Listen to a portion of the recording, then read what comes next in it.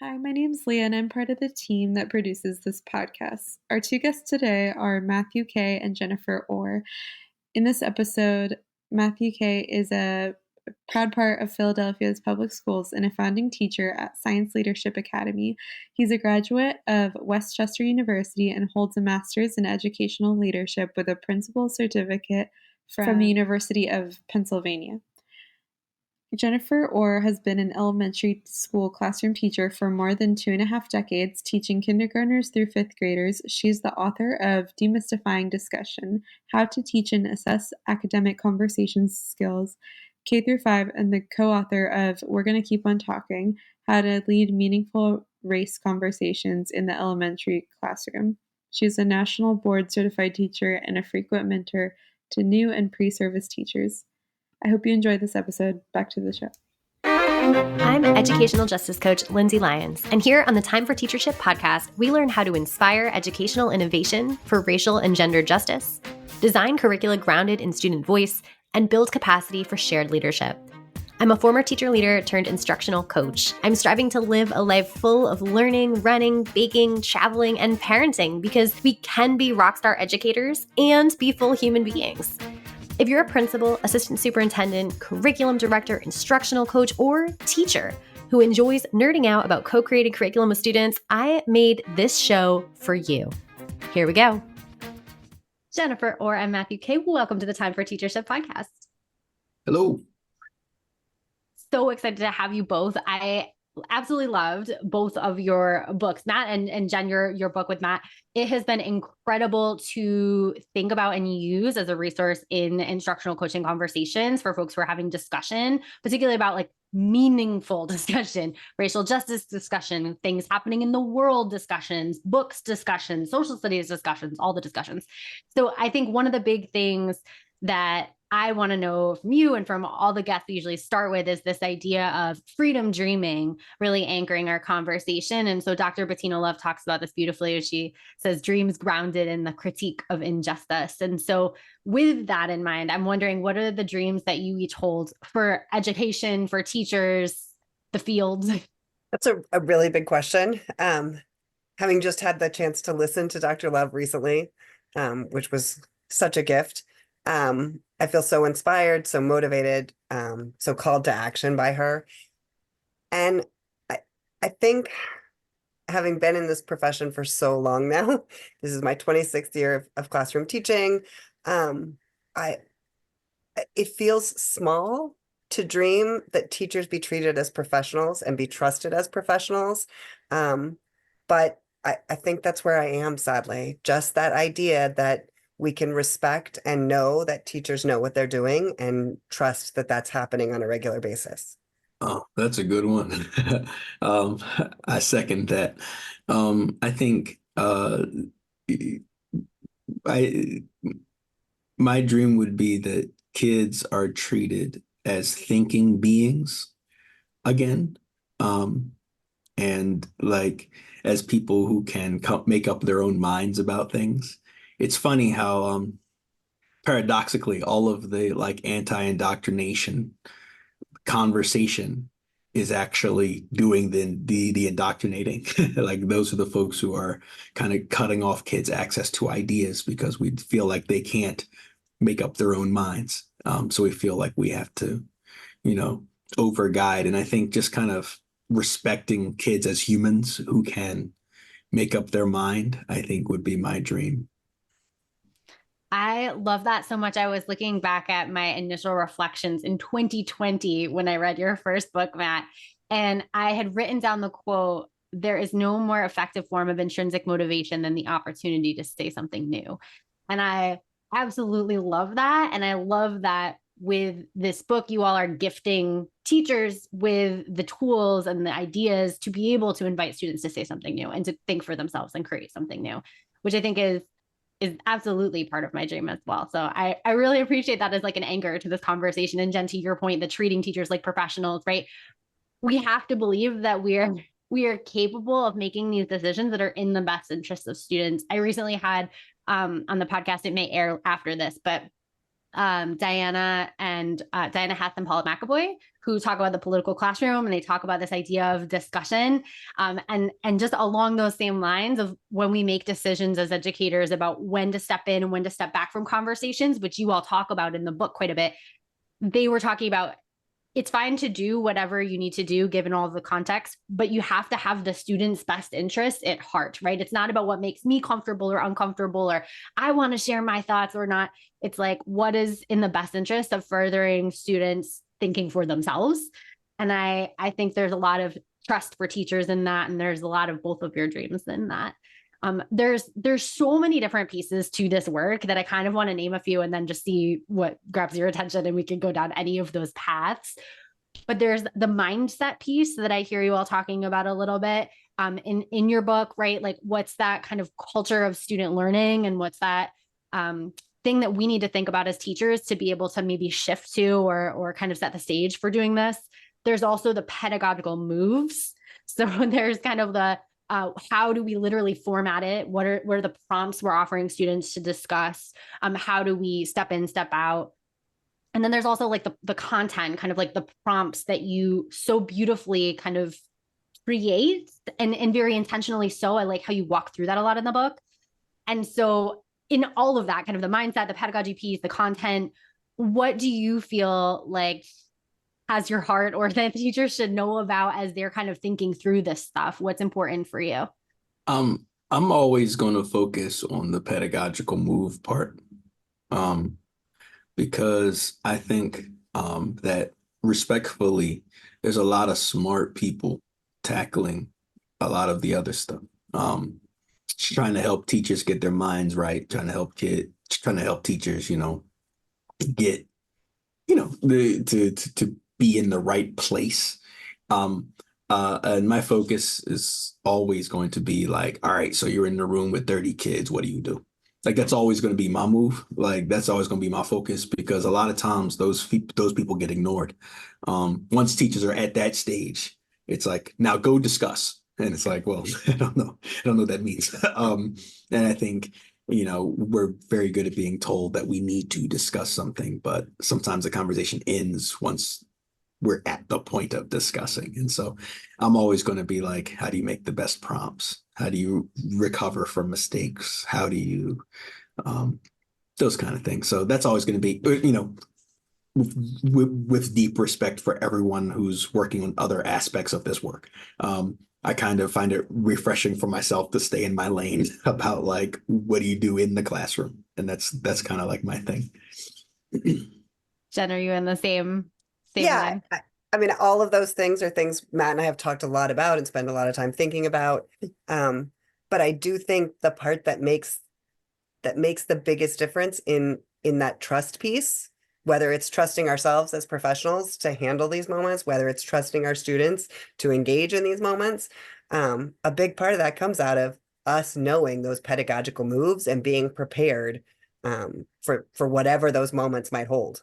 Yeah, that's a beautiful way to put it, right? So we can't like trust that everything's going to work out fine if we don't have the preparation behind it, and to know literally, yeah, what does it look like in the moment? So a student says this, go, like how do you respond, right? That's it. Like, and I think the fear of not having that, coaching idea, preparation, whatever, is what oftentimes in my coaching relationships with teachers scares teachers away from ever engaging in it in the first place. It's like, well, what if that happens? Right. And so I'm curious to know you talk about a lot of stuff in the book. What are the big pieces that you would name for teachers in terms of having like the strategies, the approach that are really core to every discussion that you kind of go in with, like, okay, I have this in my head, I've set it up this way, these are the keys. If you were talking, for example, to a teacher who's like, I want to do this and I'm nervous. That was one of the first things that I learned from Matt in working on this, was that is who we're talking to. And that's a really important thing for me to hang on to. Like, I'm not trying to convince you to do this. If you are not sold on engaging in these conversations, I don't want you to do it. It can be too easily fraught to push someone into it. I think a big piece of it for me and maybe it's because I work with young children, maybe it's a general thing, is that I don't want to jump into anything too quickly. I want to know that I have spent the time thinking about it, whether that's because it's a picture book we're going to read or a novel we're reading together, whether that's because it's a piece of history that we're discussing. The deeper my thought process is and the deeper my background knowledge is, the better prepared I'm going to be for the kinds of questions and ideas that will come out from my kids. Yeah. You'd agree? Yeah. Nothing real to add. I think that, yeah. That makes absolute sense. I think also it's really important to distinguish Jen, right? Like you're talking about like young kids, right? And Matt and myself as well. Like high school is our jam, and so it's a really different space in some ways. And there are also these kind of core concepts that I think thread through. So Jen, one of the things that I think you were talking about in the book, maybe from a space of elementary, was this idea of like layering and threading. I can't remember if that's what you called it, threading, right? Yeah, Matt actually is probably a better person to speak to that. Oh, okay, awesome. Because I was thinking this resonates so much for high schoolers. Okay, yeah. Matt, can you talk us through the idea and the concept of threading? And like, I think one of the things that you say is like, every conversation can't be the conversation that you have about race in the classroom. Yeah, it's kind of like with and you want to take the pressure off of teachers to have the massive conversation that changes the world or their community or the school or whatever, right? You want to make sure that they're just trying to lead a good conversation that intrigues kids and challenges them and makes them think and respects them as thinkers. And that's it, like as far as the goal is concerned. And I think what helps with that is if over a series of conversations, kids see a clear connection. That's, I think, just good pedagogy regardless, but also when it comes to race conversations, I think it takes on another layer of importance. So it's like, I don't have to like, they don't have to understand all that comes with privilege from one conversation. They can see sequentially developed understanding begin to emerge, and over the course of a unit. And then between the units, like even connecting the units to each other. And I think that that threading, just literally tying the conversations together, is an important way to take the pressure off of ourselves to do it all in one go. Like, what if a kid's absent that day, right? Do they get did they miss all of the anti-racism for the whole year? Like, what if they had they left for a basketball game, so now they don't get to talk about race anymore. I think taking the pressure off of any one moment, or they don't like that book. It's like sometimes they don't like that book, and so if all of the conversations are couched in To Kill a Mockingbird and they didn't like To Kill a Mockingbird, then we're missing opportunities. And I think, but making sure that we take the pressure off of any one conversation to do all the work is good. Hi, this is Leah popping in to share this episode's freebie. It's a collection of videos based on Matt's concept, Not Light But Fire. You can find it at the blog post for this episode, www.lindsaybethlyons.com/162. Check it out. Now back to the show. I love that perspective too, because it's about taking the pressure off. It's about what's helpful for teachers. I entered that conversation or that point initially thinking, well, threading is a way to also communicate to students, that this is important and we're going to but I love the layer of like, this is also really helpful for teachers to be able to not have that pressure, or for the students to not have that pressure because I chose to be with my basketball team that day. Like, I think it does help, I think in addition to making it easier on the teachers, it helps students if they are, let's say a kid's a little quieter, and sometimes the kids are quiet just because they're quiet, and that's awesome. They can be quiet. I have no problem with that. But sometimes a kid's quiet because they're a little bit nervous about participating. Which means if a conversation is, again, a one-shot deal, then they miss their shot, right? But if you are having the conversation or different versions of it the next day and then the next day as you work your way through a book or as you read multiple young adult books or children's books, or as you like, if there is a connective tissue, then they might have been nervous on Monday, but they might be less nervous on Wednesday. And by next Monday, they might be ready to put their hand up, And I think that's another advantage to it. I love that you said that, because it makes me want to ask about the formats that a discussion can take, right? So for the quiet kid, I love that you're also saying the threading is kind of the support, the scaffold for that student to enter the conversation and feel comfort.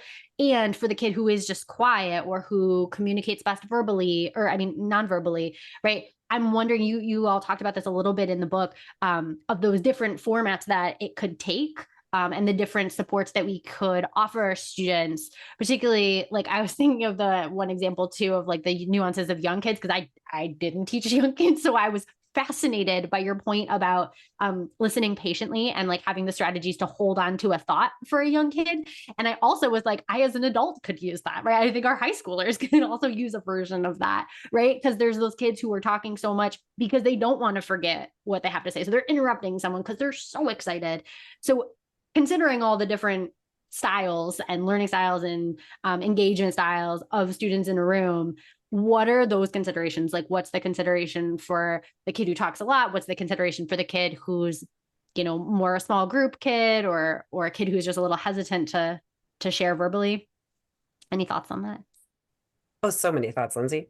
But I think one of the things that you just got at that is so huge is that while there are differences between engaging in these conversations with young kids and with high school kids, so much of it carries through. I mean, when Matt's first book came out in 2018, when Not Light But Fire was out, I read it and it was such a support for me, even though in 2018 I was teaching third graders, maybe for kindergartners. I mean, definitely not older kids. But the kinds of strategies that Matt talked about were things that I could kind of take on to, because we as teachers are teachers across the ages, and kids are kids. And so while there are certain things we have to think carefully about, there's a lot that carries through. When it comes to kind of the different kinds of kids in a group, I think there's some really easy things to keep in mind. One of which is giving kids options at different times to engage in conversations in different group sizes. So having kids turn and talk with one partner, having kids turn in a small group, having kids talk in the whole class. There's benefits and drawbacks to each kind of group size, but one of the benefits is that different kids get their voices heard or get the chance to speak up or feel more comfortable speaking up in different groups.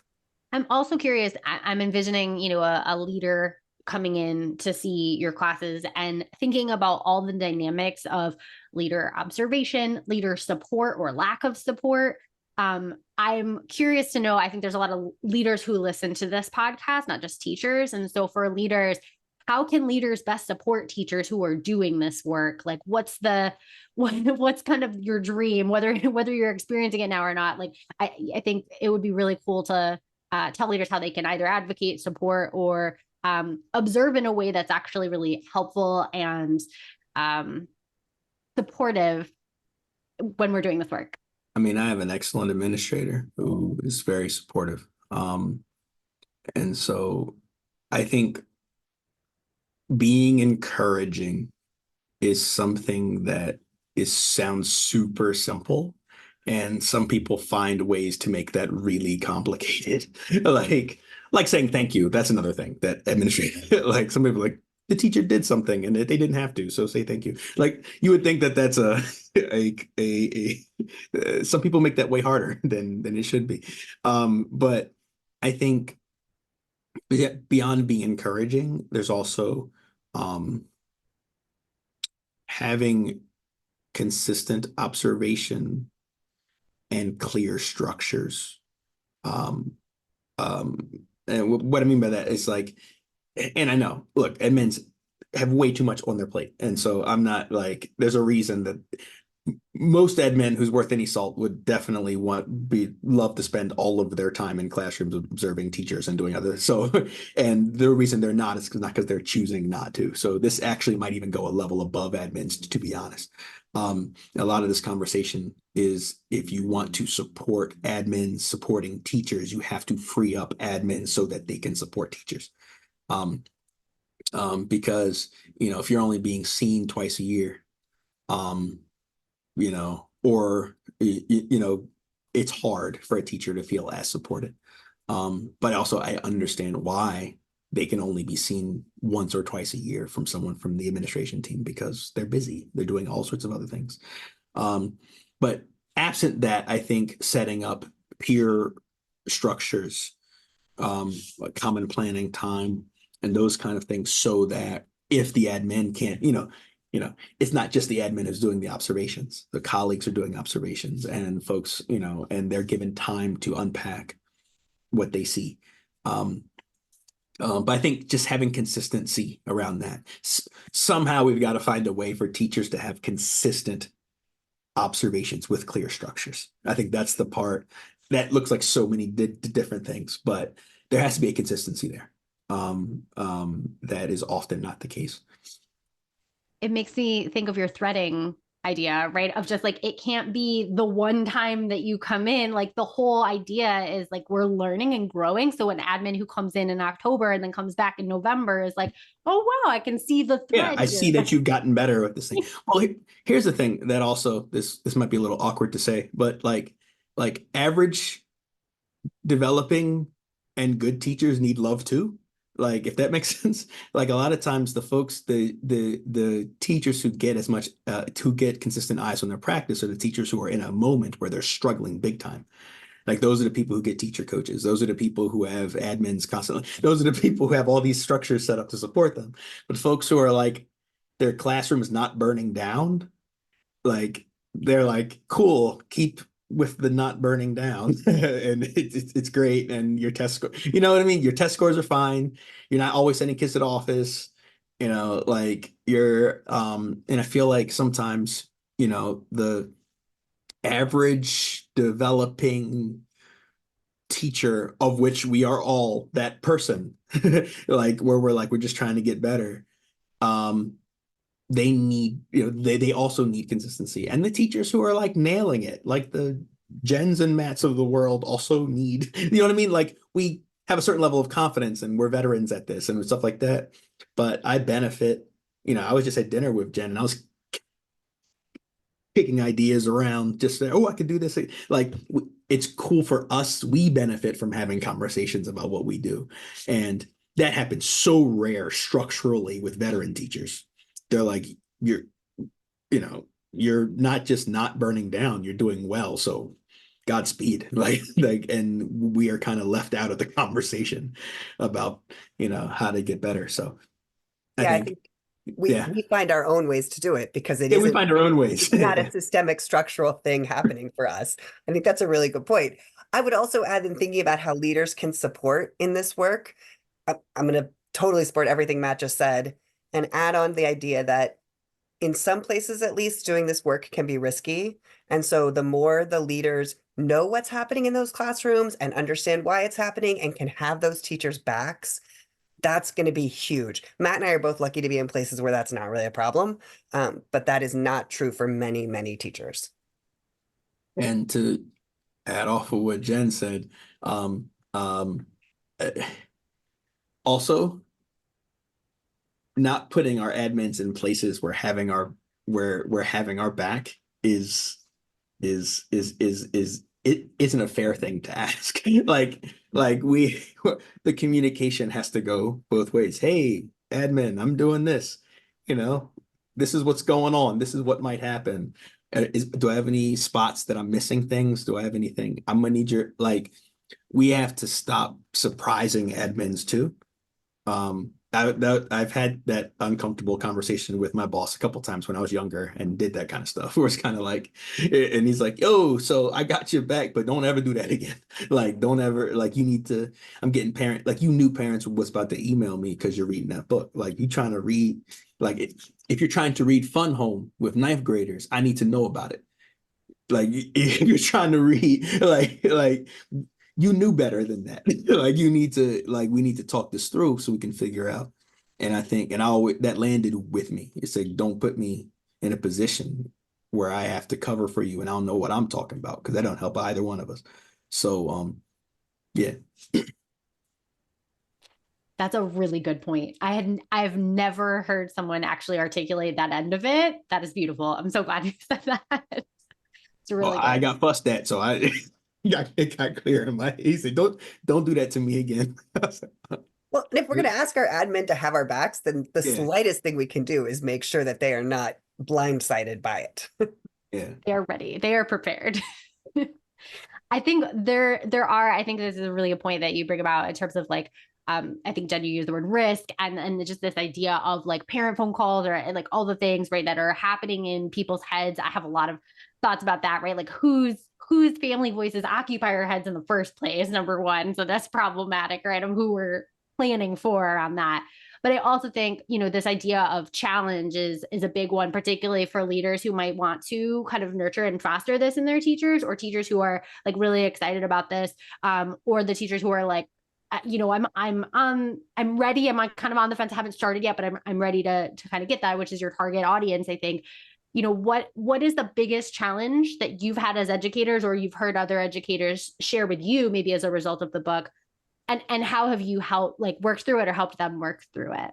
I haven't encountered. Oh, yeah. No, go. I think just owning my privilege teaching where I teach, like I haven't faced as many, you know, issues from like, racist parents and stuff like that. That's not necessarily the demographic that I'm working with.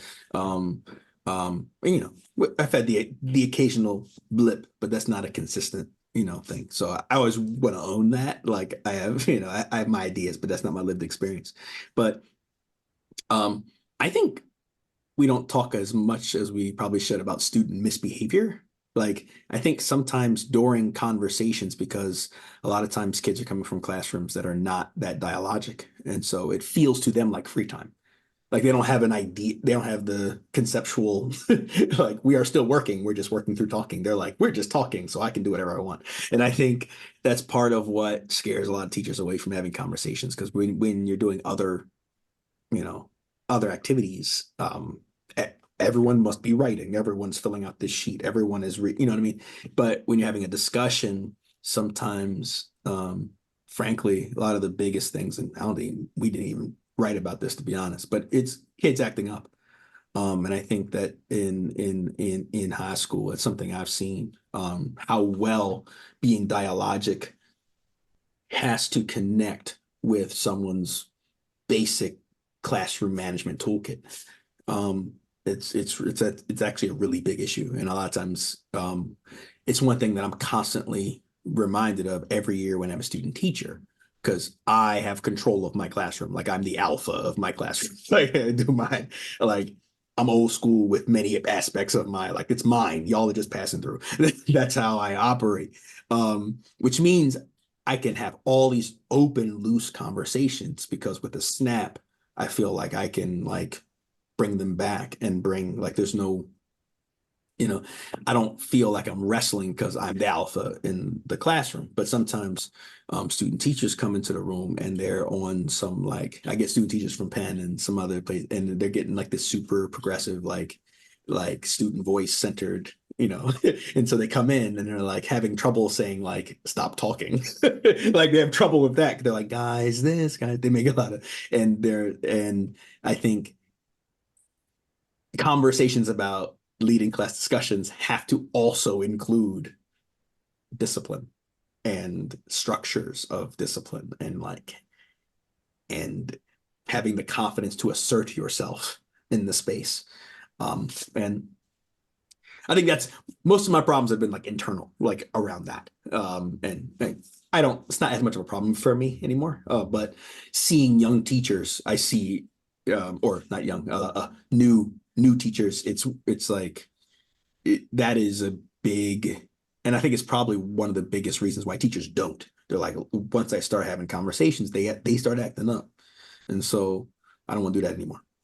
Yeah, I think that's true at all levels too. Although if we did a better job of it earlier, it probably wouldn't be as big a problem by the time they get to you, Matt. But Maybe, I don't know. Kids if are kids. if they knew what it meant to participate in class conversations more frequently. I think another piece of that same problem, and this I see more by upper elementary, is that when conversations get difficult or uncomfortable, kids start to get goofy as a way of dealing with their discomfort. And so similarly, you as the teacher have to be prepared both to address that in the moment, but also to support those kids in their discomfort, because they're not doing it to be difficult. They're doing it because they don't know how to function in that moment. And so how do you help them while also making sure that that doesn't completely throw the conversation off the rails?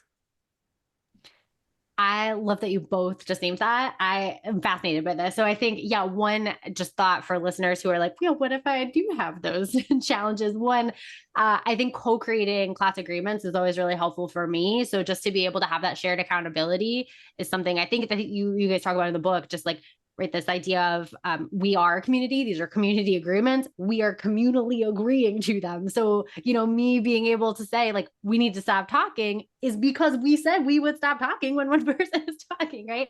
And so to be able to anchor in that, I think is important. And I also love this idea of like this discomfort and being in discomfort, and how do we exist in discomfort as this thing we need to help students experience to grow. And so I think it's intrinsic to to conversations about race, to what we're talking about today, to your book.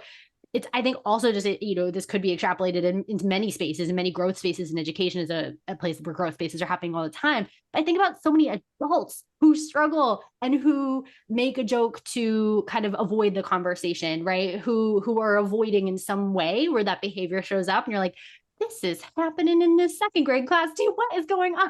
Like that we haven't figured it out as adults. So I think that's a huge, huge area of practice and just kind of like acknowledgement for teachers. But also I'm thinking about leaders who are dealing with staff members who may be feeling the same way about conversations about race or current events or things that are connected to race, right? Like in teacher spaces, like in the hallway or in the teacher lounge, or, whatever the space is. I think there's so much that educators at all levels can do to just address it, bring it up, and have people feeling like it's good to be in discomfort. It's not, that's where we grow.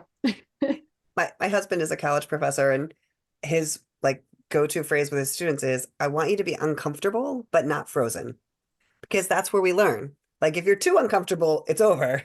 But if you're too comfortable, then you're not growing. I think I wrote down the quote from this latest book. I think, Matt, you had written it your children are going to be loved, listened to, and developmentally appropriately challenged. It's like, yep, that's it, right? That's the combo. So in closing, I'm thinking about, the educator who's listening to this, getting ready to maybe enter their school day or prep the lesson for tomorrow. What is like one thing that they could do tomorrow or in the next 24 hours that might be a nice like starting point or refining point to something that they could do, maybe building on something they already do as typical teacher practice, or entering this space fresh? If they are, sorry, that's a big question. No, that's fine. If they're entering the space fresh, I think the answer is a little bit different. My thing would be to find a consistent community building activity that matches their personality and that meets the kids where they are, and something that they can commit to. Like for me, it's like Good News Mondays. We're rocking with that every Monday. It's gotten to I'm trying to add Journal Tuesdays, and I always kind of fall off. I have some classes. But I've decided I'm fighting that fight. Like this is a fight I'm fighting. I will continue to do that. And SSR Friday. I mean, and I'm trying to like, and I think it's the things that you can, when things get crazy and you have all these things to do, and it's state testing day, and it's this, that, and it's that, and there's an assembly, and all the things that happen are what is the thing that you are going to, I'm even going to sacrifice something else for this. We will do this. And I think having one is better than having 10. And I think as far as community building, so I think if you're starting off, it would be that. And if you're in the middle of a year or something like that, it would be testing something like that, while being fair to yourself, knowing that it's the middle of the year, there are systems, the kids are used to something else, and not over analyzing how well it worked. because there's a couple of things, like I'm trying out a new way of doing SSR, but I told the kids openly, so I'm trying this out. This is about next year for me. You're guinea pigs right now. This is about next year for me. But I'm trying to see, I'm testing out some structures to see if it works. But I think specifically with community building and getting to know your kids, or any of that stuff that you see Jen or I wrote about with Safe Space, like hopefully I made it clear that there's nothing special about good news or high grade compliments or burning 5 minutes. Like those are things that, half of them I took from Zach Chase, half of them I took myself. And it's one of those activities aren't special. It's the committing to it every week that's special. And so whatever it is that you do, find that thing. That would be my biggest, and so the kids know you for that thing. That like you're known for, in this class we gonna do this, and they can depend on it. I think that's the hard part with all of those like crunchy granola touchy feely emotion stuff, is that we don't stick with it. Like, but there's got to be like something that's kind of like we're going to do it every Monday. Yeah, I would definitely second that, because I don't care what the conversations you're having are, they don't happen well without that. You could be discussing multiplication strategies and you're not going to have good classroom conversations unless you have that classroom community. And I think Matt hit on the hardest part of that for many teachers, is that you have to carve out the time for it. And we all feel crunched on time. And so we feel like, but I don't have time for that. Yeah, you don't have time to not do it. Like, not doing it costs you in the long run, but that's a really hard thing to begin to truly understand. Yeah. But that whatever it takes to ensure that you have a really strong, solid classroom community, because conversation about anything doesn't work without it. I love those. Those are excellent. I think as a final question, I'm just curious to know where you would want folks to follow up with you if they want to kind of follow you on social media. I'll link to the book in the show notes. Other places that you would want to connect with people. All of my socials are some version of Matt RK. So if you look it up, you'll see. And website, notlight.com. So check that out. Hit me up. Yeah, Matt and I have both been around long enough to just have our names. So everywhere for me is Jen Orr, including jenorr.com. Yeah, I think it's a sign of how old we are now. Yeah. I'm in the same boat. So we're all there. Awesome. Thank you both so much. It has been an absolute pleasure talking to you today. Thanks, Lindsay. Right. Thanks for the invite. If you like this episode, I bet you'll be just as jazzed as I am about my coaching program for increasing student-led discussions in your school. Shane Safir and Jamila Dugan talk about a pedagogy of student voice in their book, Street Data. They say students should be talking for 75% of class time. Do students in your school talk for 75% of each class period? I would love for you to walk into any classroom in your community and see this in action. If you're smiling to yourself as you listen right now, grab 20 minutes on my calendar to brainstorm how I can help you make this big dream a reality. I'll help you build a comprehensive plan, from full-day trainings and discussion protocols like Circle and Socratic Seminar to follow-up classroom visits where I can plan, witness, and debrief discussion-based lessons with your teachers. Sign up for a nerdy, no strings attached brainstorm call at lindsaybethlyons.com/contact. Until next time, leaders, think big, act brave, and be your best self. This podcast is a proud member of the Teach Better Podcast Network. Better today, better tomorrow, and the podcast to get you there. Explore more podcasts at teachbetter.com/podcasts, and we'll see you at the next episode.